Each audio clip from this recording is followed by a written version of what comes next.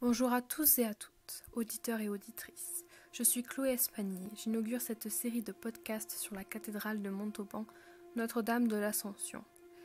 Par le sujet, la cathédrale et la ville de Montauban. La ville de Montauban fut créée en 1144. Elle naît de l'association de la volonté du comte de Toulouse Alphonse Jourdain, ainsi que de celle des abbés de l'abbaye de Montoriol.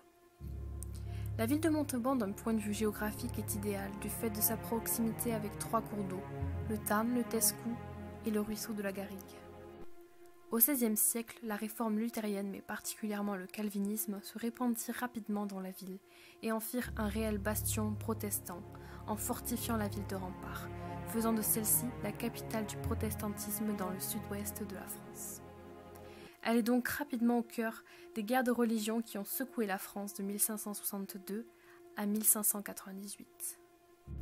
Donc vous l'aurez bien compris, ici nous ne parlerons pas du film de Georges Lautner de 1963, Les Tontons Flingueurs, marqueur culturel de la ville, mais bien de la cathédrale Notre-Dame de l'Assomption qui est au cœur de celle-ci.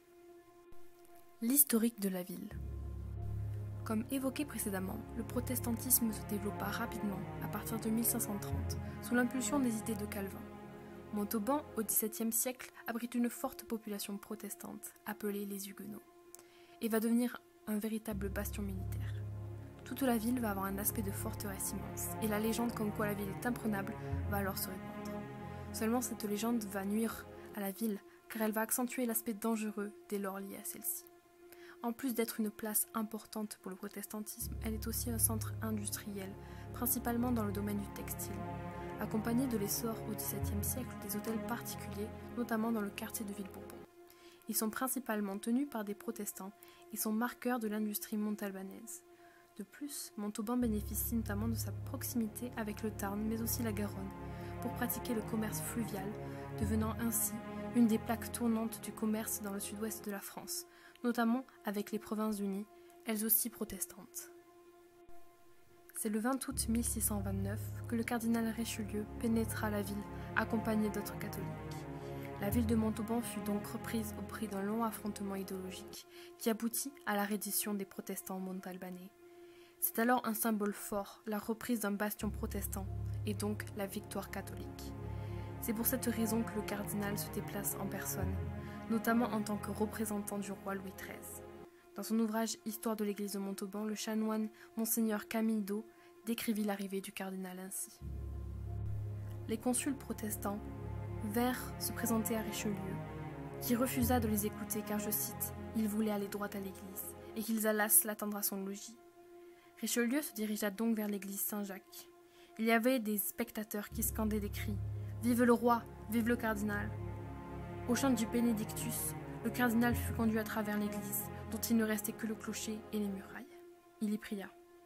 Le lendemain, on y célébra la messe et les baptêmes. C'est alors le signe de la reprise de la ville.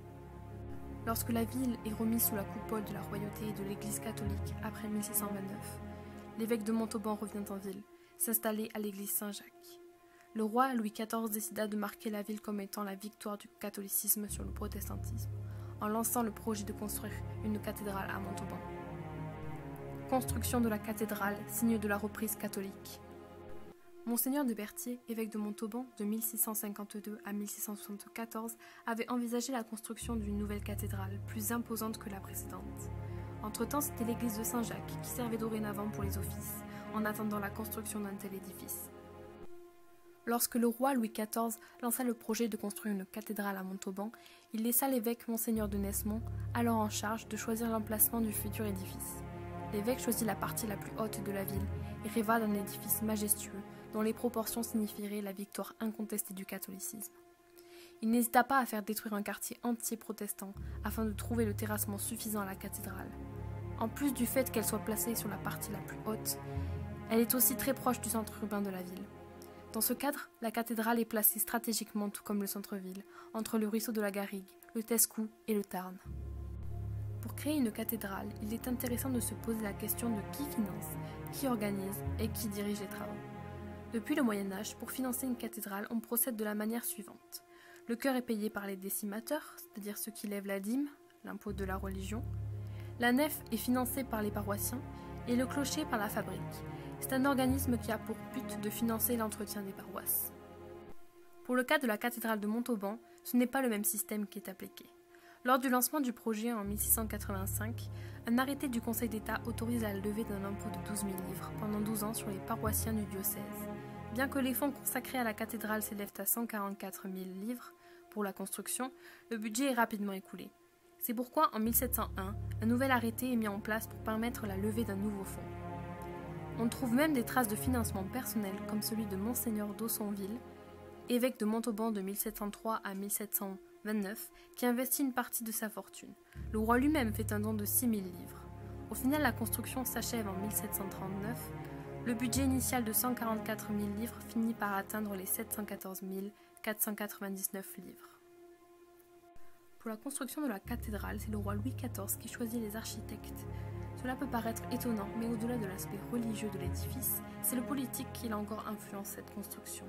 C'est un symbole fort, un moyen pour le roi d'affirmer son autorité sur la ville. En règle générale, ce sont les ordres religieux qui construisent les monuments.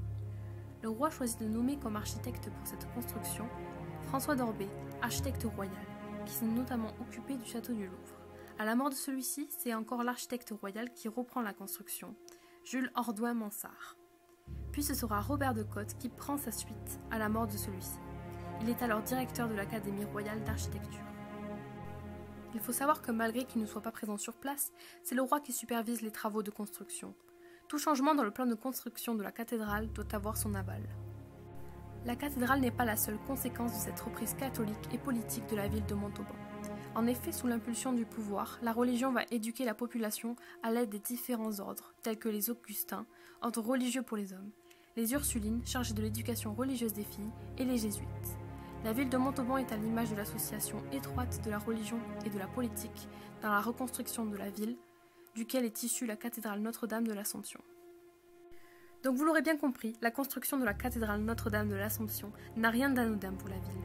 Elle est le signe de la victoire catholique sur le protestantisme, ainsi que de la reprise de l'autorité royale sur la ville de Montauban.